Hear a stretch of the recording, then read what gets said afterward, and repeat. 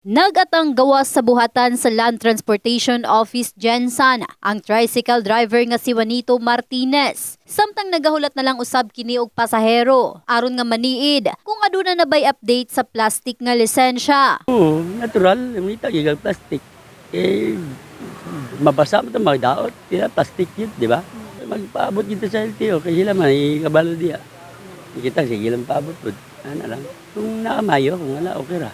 Nagmantiner lang usa matud pa kini sa papel nga gi-issue sa LTO. Isip pruweba nga kanunay niining ginaasikaso ang mga rekisito sa iyang tricycle. Ang estudyanteng si Kurt Michael, hinahinay na usab niining ginaasikaso ang pagkuha og mga gikinahanglan aron nga makakuha og lisensya. Gani pagkahibalo niini nga wala pagihapon plastic nga license card. Dismayado kini gumikan sa usa kini sa pinakaimportante. Itong plastic ay para mas safety mong lisensya.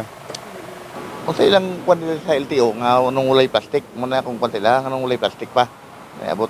Kaya kwan nagisi na gani ay dapat na akong makon sila dapat na nanagi plastic kay ang katong papel manggod mga gisi ba sa kadugay sa kwan sa pitaka yung mga kwan sa madaot lahi man gitong plastic kay di gid siya makuan.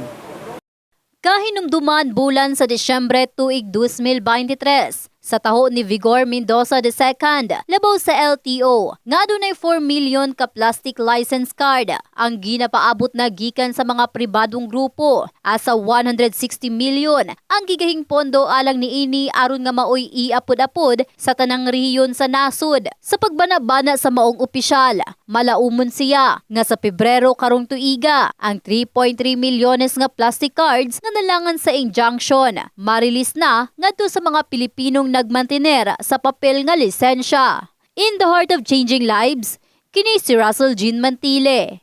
Sa Brigada News Gensan, Brigada News.